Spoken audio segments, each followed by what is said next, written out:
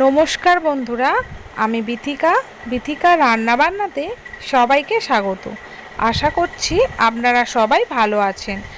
আজ আমি আপনাদের সাথে শেয়ার করব মজাদার সুস্বাদু একটি রেসিপি। গরম ভাতের সাথে এই রেসিপিটি থাকলে আর কোনো কিছুর প্রয়োজন হবে না।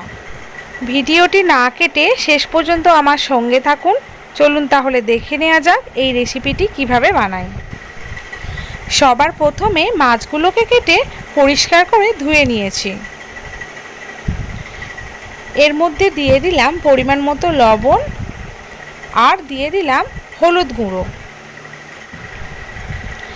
মাছের সাথে লবণ ও হলুদ গুঁড়ো খুব ভালো করে মাখিয়ে নিতে হবে।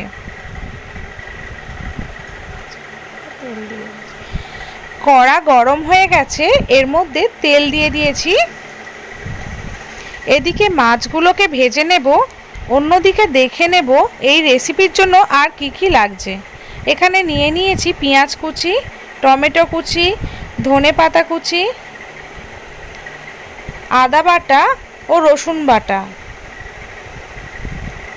এখানে আছে লঙ্কা বাটা,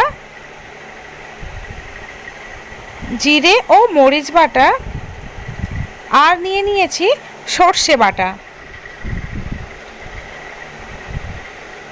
মাছগুলো উল্টে পাল্টে খুব ভালো করে ভেজে নিতে হবে। দেখুন সব মাছ ভাজা হয়ে গেছে, একটা পাত্রে তুলে নিয়েছি। ওই তেলের মধ্যে দিয়ে দিলাম 5 ফোড়ন আর দিয়ে দিলাম পেঁয়াজ কুচি। পেঁয়াজ গোল্ডেন ব্রাউন কালার করে ভেজে নিতে হবে। পেঁয়াজটা একটু নরম হয়ে গেলে এর মধ্যে দিয়ে দিলাম টমেটো কুচি, রসুন বাটা আর দিয়ে দিলাম আদা বাটা। পেঁয়াজের সাথে মশলাগুলোকে নেড়ে চেড়ে এর মধ্যে আমি দিয়ে দিলাম পরিমাণ মতো লবণ আর দিয়ে দিলাম লঙ্কা বাটা,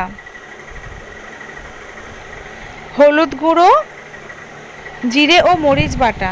সমস্ত মশলাগুলোকে খুব ভালো করে কষে নিতে হবে। তার জন্য আমি দিয়ে দিলাম সামান্য জল দিয়ে মশলাটাকে খুব ভালো করে কষে নিয়ে এর মধ্যে আমি দিয়ে দিলাম ধনেপাতা কুচি দেওয়ার পর আরও একটু নেড়ে চেড়ে নিলাম। দিয়ে দিলাম সর্ষে বাটা,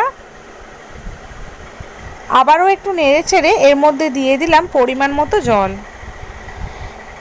জল দেবার পর ফুটে উঠলে এর মধ্যে আমি দিয়ে দেব ভেজে রাখা মাছগুলোকে।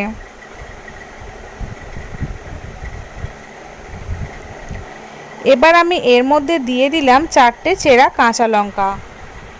রেসিপিটি রেডি হয়ে গেছে। আপনারা বাড়িতে অবশ্যই এইভাবে বানিয়ে খাবেন, আশা করছি খুব ভালো লাগবে।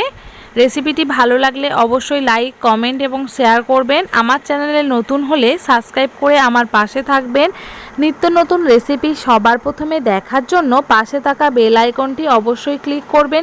সবাই ভালো থাকবেন। আবার দেখা হবে পরের রেসিপি নিয়ে পরের ভিডিওতে। সবাইকে অসংখ্য ধন্যবাদ।